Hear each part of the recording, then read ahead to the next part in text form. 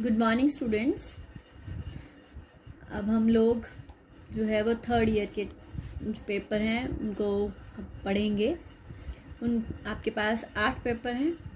8 papers में से जो मैंने पेपर पढ़ाने हैं वो है principle of economics, fundamentals of investment, entrepreneur and Indian economy. ठीक है, तो उसमें आज हम पहला पेपर पढ़ने वाले हैं principle of micro economics. Principle of micro economics के आपके पास जो हैं वो 16 चैप्टर हैं। ये कुछ चैप्टर्स आपने पढ़े भी हुए हैं और कुछ चैप्टर्स हैं इसमें नए हैं। इसमें nature and scope of micro economics है, डिमांड सप्लाई मार्केट इक्विलिब्रियम है, elasticity of demand and supply है, ऑर्डिनल यूटिलिटी थ्योरी है जिसमें इंडिफरेंस कर्व अप्रोच बहुत इंपॉर्टेंट है, फिर प्रोडक्शन फंक्शन है।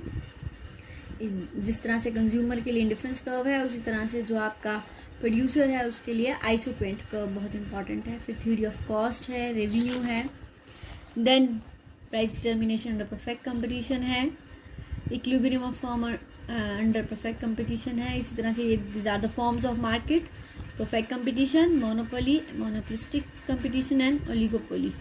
और उसके बाद लास्ट यूनिट है आपके पास income distribution and factor pricing, जिसमें हम पढ़ेंगे how will be determine the rent, wages, interest and profit. तो आज जो हम पहला चैप्टर स्टार्ट करने वाले हैं वो हमारे पास क्या है, demand supply and market. Students, we are starting with the chapter demand and law of demand. आप लोगों ने मांग, इच्छा और हमारी जो डिज़ायर है ये शब्द सुने होंगे। जो लेमैन है वो डिमांड, डिज़ायर, वांट इन सबको एक ही मीनिंग में लेता है, लेकिन इकोनॉमिक्स में ये सारे जो हैं अलग अलग जो है अर्थ हैं, इनकी अलग अलग मीनिंग है। डिज़ायर का मतलब होता है जस्ट ए विशफुल थिंकिंग। हमें इच्छा है, मैंने कलर टीवी खरीदना है तो मेरी ये क्या है, इच्छा है। लेकिन अगर मेरे पास मनी नहीं है तो ये सिर्फ क्या है, एक विशफुल थिंकिंग है, जिसको हम मांग नहीं बोलते हैं। सिमिलरली मेरे पास मनी तो है लेकिन मैं उस मनी को खर्च करने के लिए तैयार नहीं हूँ, तो ये जो मेरे पास है ये क्या कहलाई जाएगी, वांट कहलाई जाएगी। ये अगेन मांग नहीं कहलाई जाएगी। ठीक है, मनी है लेकिन मैं मनी को खर्च करने के लिए तैयार नहीं हूँ, तो ये मेरी जो इच्छा है वो क्या कहलाई जाएगी, वांट कहलाई जाएगी। लेकिन जब क्या है, मेरे पास इच्छा भी है, मेरे पास मनी भी है और मैं उस मनी को खर्च करने के लिए भी तैयार हूँ, तो वो मेरी डिज़ायर, वो मेरी वांट क्या कहलाई जाएगी, डिमांड कहलाई जाएगी। तो डिमांड के 3 जो है मेन एलिमेंट्स हैं। When you have the desire, second is you are capable to fulfill that desire. Capable का मतलब you have the money. और तीसरा है you are willing to part with that money in order to fulfill your desire, then this thing is called as demand. मेरे पास पैसे, मेरी desire है, मेरे पास पैसे हैं लेकिन मैं पैसे खर्च करने के तैयार नहीं हूँ। ठीक है, तो वो मेरी जो इच्छा है वो क्या कहलाई जाएगी, वांट कहलाई जाएगी, मांग नहीं कहलाई जाएगी। लेकिन मैंने कलर टीवी खरीदना है, मेरे पास पैसे भी हैं और मैं उस पैसे को खर्च करने के लिए क्या हूँ, तैयार हूँ, तो तभी वो मेरी डिज़ायर, वो मेरी वांट क्या कहलाई जाती है, डिमांड कहलाई जाती है। इसलिए डिमांड का क्या मतलब होता है, it refers to the quantities of the commodity that a consumer will buy at different possible prices at a given period of time। इसलिए मांग से हमारा क्या अभिप्राय है, वस्तु की उन मात्राओं से हैं जिसे एक कंज्यूमर विभिन्न कीमतों पर दिए गए समय में खरीदने के लिए क्या होता है, तैयार भी होता है, उसके बाद कैपेबल भी है, और उसके बाद उसकी क्या है, इच्छा भी है, तो वो हमारे पास क्या कहलाई जाती है, डिमांड कहलाई जाती है। ठीक है, इसका मतलब है कि ही इज़ विलिंगली और he is able to purchase that very good, then he at different possible prices at a given period of time, तभी वो क्या कहलाई जाती है, मांग कहलाई जाती है। और demand refers to the ability and willingness to buy specific quantity of a good at alternative prices in a given time period, ceteris paribus। अन्य बातें समान रहने पर मांग से हमारा अभिप्राय किसी उपभोक्ता की एबिलिटी और विलिंगनेस से है, जिसे वो विभिन्न कीमतों पर खरीदने के लिए क्या होता है, तैयार होता है। और डिमांड क्या है, डिमांड से हमारा अभिप्राय क्या है, जब एक उपभोक्ता विभिन्न कीमतों पर जो है वस्तु की विभिन्न मात्राओं को खरीदने के लिए तैयार है, इच्छुक है, तो उसको क्या कहलाई जाती है, वो क्या कहलाई जाती है, उसकी मांग कहलाई जाती है। मांग के बाद हमारा नेक्स्ट टॉपिक है डिमांड शेड्यूल। डिमांड शेड्यूल क्या है, इसको क्या बोलते हैं, मांग तालिका बोलते हैं। मांग तालिका से हमारा अभिप्राय वो सारणी है जो वस्तु की विभिन्न मात्राओं को विभिन्न कीमतों पर दिखाता है। ठीक है, मांग तालिका क्या है, मांग तालिका is a schedule that shows the various amount of a commodity that the consumer is ready to buy at different possible prices of that commodity at a given time. मांग तालिका, मांग सारणी जो कीमत और मांग में संबंध को बताता है, उसको हम क्या बोलते हैं, मांग तालिका बोलते हैं, सिंपल शब्दों में। लेकिन जब आप इसको आपने स्टेटमेंट में लिखनी है तो ये वो शेड्यूल है जो हमारे पास वस्तु की विभिन्न मात्राओं को बताता है, जिसे एक उपभोक्ता दिए गए समय में विभिन्न कीमतों पर खरीदने के लिए क्या होता है, तैयार होता है। उसको हम क्या बोलते हैं, डिमांड शेड्यूल बोलते हैं। डिमांड शेड्यूल हमारे पास दो प्रकार का होता है, एक होता है इंडिविजुअल डिमांड शेड्यूल और दूसरा होता है मार्केट डिमांड शेड्यूल। एक है व्यक्तिगत मांग तालिका और एक है हमारे पास बाजार मांग तालिका। व्यक्तिगत मांग तालिका जो है वो जो सिंपल हमने डिमांड शेड्यूल पढ़ा वही होता है। Individual demand schedule is that schedule which shows the different quantity of a commodity which the consumer is willing and able to buy at given possible prices during a given period of time, that is called as individual demand schedule. Individual demand schedule को हम कैसे बताते हैं, it is the price per unit and it is given in rupees and it is quantity demanded 1 2 3 4 5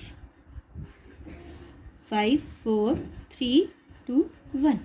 ठीक है, it is called as demand schedule because it shows the relationship between the price as well as its quantity demanded. जैसे 1 रुपये पे हम कितने units खरीद रहे हैं, 5 रुपये, 2 रुपये पे 4 रुपये, 5 रुपये पे कितने यूनिट्स खरीद रहे हैं, 1 यूनिट खरीद रहे हैं। तो ये हमारे पास सिंपल क्या कहलाया जाएगा, क्योंकि ये किसके बारे में बता रहा है, एक कंज्यूमर के बारे में बता रहा है, इसलिए इसको क्या बोलेंगे, इंडिविजुअल डिमांड शेड्यूल बोलेंगे। अब मैं यहाँ पर आपको एक चीज़ बताने वाली हूँ, what is the difference between the demand and quantity demanded. मांग और मांगे गई मात्रा में क्या अंतर होता है। मांग से हमारा अभिप्राय क्या है, मांग से हमारा अभिप्राय वस्तु की उन विभिन्न मात्राओं से है जिसे एक उपभोक्ता विभिन्न कीमतों पर खरीदने के लिए क्या होता है, तैयार होता है, उसको हम क्या बोलते हैं, मांग बोलते हैं। जबकि क्वांटिटी डिमांडेड, मांगी गई मात्रा क्या है, एक विशेष कीमत पर एक विशेष मात्रा को हम क्या बोलते हैं, मांगी गई मात्रा बोलते हैं। Quantity demanded is a specific quantity eight a specific price. जैसे 3 रुपये पर हम कितने यूनिट्स खरीद रहे हैं, 3 रुपये, तो ये हमारे पास क्या कहलाया जाएगी, क्वांटिटी डिमांडेड। या 5 रुपये पर हम कितने यूनिट्स खरीद रहे हैं, 1 यूनिट खरीद रहे हैं, तो ये हमारे पास क्या कहलाया जाएगा, क्वांटिटी डिमांडेड कहलाया जाएगी। ठीक है, क्लियर, गॉट इट। ये है difference between demand and quantity. क्या है बाजार मांग तालिका। बाजार मांग तालिका क्या है, वो तालिका जो टोटल कस्टमर्स की विभिन्न मात्राओं को विभिन्न कीमतों पर दिखाती है, उसको हम क्या बोलते हैं, market demand schedule. Market demand schedule is the schedule which shows the quantity demanded by all the consumer of a commodity collectively at its different price is called as market demand schedule। मैंने बनाया हुआ है, वो कीमत जो है वो market में एक कस्टमर थोड़ा ना होता है, बहुत सारे कस्टमर होते हैं, तो मैंने मान लिया 2 कस्टमर है हमारे पास, कीमत है 1 2 3 4। और जो कस्टमर ए की डिमांड है 4321 है और बी की डिमांड जो है 5432 है। कलेक्टिवली इन दोनों को प्लस करके मार्केट डिमांड बनेगी 9753। तो market demand schedule, that schedule which shows the quantity demanded by different customers at different possible prices during a period of time, that is called as market demand schedule.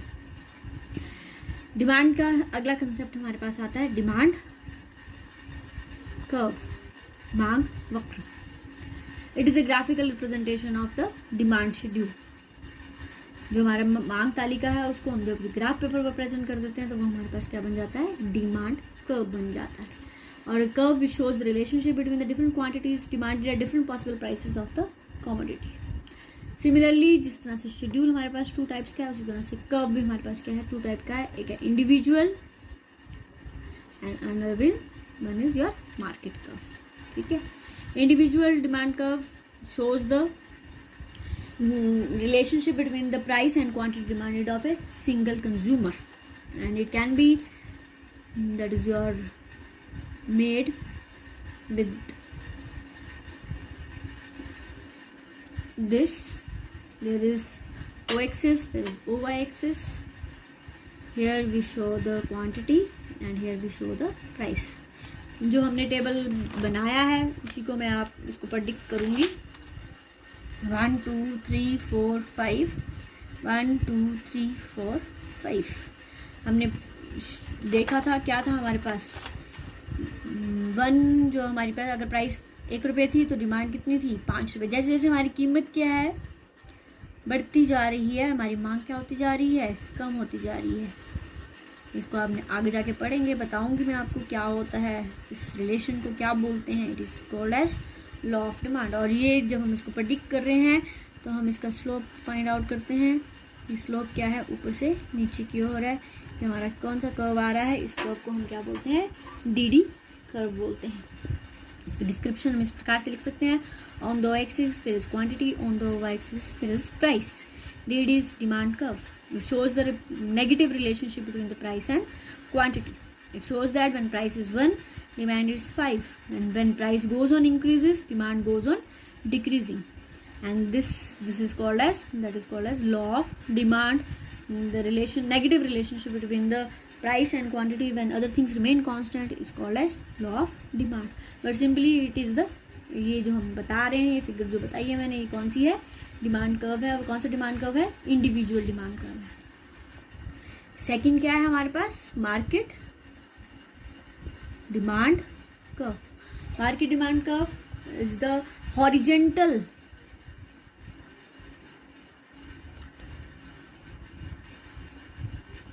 summation of individual demand curves. जो हमारे पास व्यक्तिगत मांग वक्र है उनके समस्तर जो हमारे पास जोड़ है उसको हम क्या बोलते हैं, मार्केट डिमांड कर्व. और वो मांग कर्व जो हमारी टोटल डिमांड को, एग्रीगेट डिमांड को बताता है इन द मार्केट, उसको हम क्या बोलते हैं, मार्केट डिमांड कर्व बोलते हैं. मार्केट डिमांड कर्व हम जो हमने डिमांड शेड्यूल बनाया था उसको प्रेडिक्ट करके ही बनाएंगे. ये हमारे पास एज का है, ये हमारे पास बी का है, और ये हमारे पास किसका है, टोटल डिमांड कर्व. जब भी आपने ग्राफ ये फिगर बनानी है उसको प्रॉपर लेबल करना है. ये ओ एक्स एक्सिस है, ये ओ वाई एक्सिस है. ओ एक्स एक्सिस पे क्या दिखा रहे हो, क्वांटिटी. ओ वाई एक्सिस पे क्या दिखाएंगे, price. Price quantity, price quantity. Proper labelling होनी चाहिए, सेल्फ जो है एक्सप्लेनेटरी होना चाहिए आपकी फिगर क्या है क्या है. 1 2 3 4 1 2 3 4. इसका क्या था, प्राइस 1 थी तो डिमांड 4 थी, 2 था तो 3, 3 है तो 2, 4 है तो 1. ये हमारे पास किसका डिमांड कर्व आया है, एज डिमांड कर्व. इस तरह से 1 2 3 4 5 1 2 3 4 5. प्राइस 1 है तो डिमांड कितनी है, 5. 2 है तो 4, 3 है तो 3, 4 है तो 2। ये किसकी डिमांड हम दिखा रहे हैं? इट इज बीज डिमांड कर्व। सी ये हमारे पास किसका आएगा? Market demand curve. कैसे बनाएंगे? A plus B. 1 2 3 4 5 6 7 8 9 1 2 3 4। प्राइस 1 है तो टोटल एग्रीगेट डिमांड हमारी कितनी है? 9 यूनिट्स की है। 2 है तो इट विल बी 7। 3 है तो ये हमारे पास क्या है? 5। ये जो हमने बनाया है इसी को बताया, इसको ही डिपिक्ट किया जा रहा है यहाँ पर। 4 है तो 3। This is your DD demand curve of market. So in the figure we have shown the A's demand as well as B's demand curve, and we are showing the aggregate demand curve which is DD. It is the lateral summation of individual demand curve. ये दोनों समस्तर जोड़ है।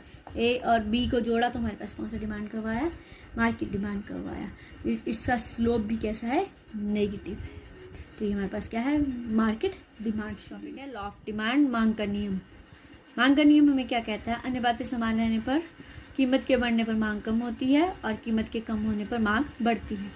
जो main thing law of demand में है वो है अन्य बातें समान रहने पर। अगर आप अन्य बातें समान रहने पर नहीं लिखोगे और सीधे लिखते जाओगे कीमत के बढ़ने पर मांग कम होती है और कीमत के कम होने पर मांग बढ़ती है, तो ये गलत होगा। क्योंकि मेन चीज़ क्या है? लॉ तब बनता है जब हम कुछ की एजम्पशंस रखते हैं।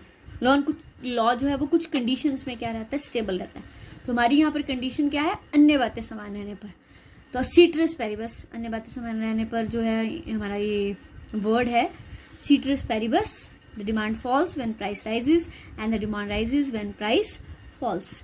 ठीक है, अगर हम सीट्रस पेरिबस यहाँ लिखेंगे तो ये ठीक होगा, अगर हम इसको नहीं लिखेंगे तो ये गलत होगा। D is the function of price of X, means price of that commodity, price of related goods. Y is income, T is taste, E is expectations. जब ये सारी चीजें क्या है हमारे पास, D सिर्फ किसका फंक्शन है? P का। बाकी में क्या लगा है? क्या लगाया मैंने? बार। तो उस रिलेशनशिप को हम क्या बोलते हैं? वो रिलेशनशिप किसके द्वारा शो किया जाता है? लॉ ऑफ डिमांड के द्वारा शेयर किया जाता है, उसके द्वारा बताया जाता है। तो अन्य बातें समान रहने पर कीमत के बढ़ने पर मांग कम होती है और कीमत के कम होने पर मांग बढ़ती है। इसको हम क्या बोलते हैं? मांग का नियम बोलते हैं। मांग के नियम को हम जो है वो टेबल के द्वारा और डायग्राम के द्वारा क्या है? शो करते हैं। इसकी यहाँ पर आपने लिख देना है एक्सप्लेनेशन। एक्सप्लेनेशन में आपने यहाँ बता देना डिमांड शेड्यूल।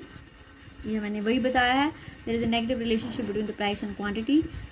1 पे 5, 2 पे 4, 3 पे 3, 4 पे 2 और 5 पे 1। इसको मैंने डायग्राम के द्वारा दिखाया। On the X axis there is quantity, on the Y axis there is price. DD is demand curve which slopes negative. क्यों स्लोप नेगेटिव? क्यों? इसका ढलान ऊपर से नीचे की ओर है, क्योंकि कीमत और मांग में कैसा संबंध है? नेगेटिव संबंध है। और यही संबंध हम किसके द्वारा दिखाते हैं?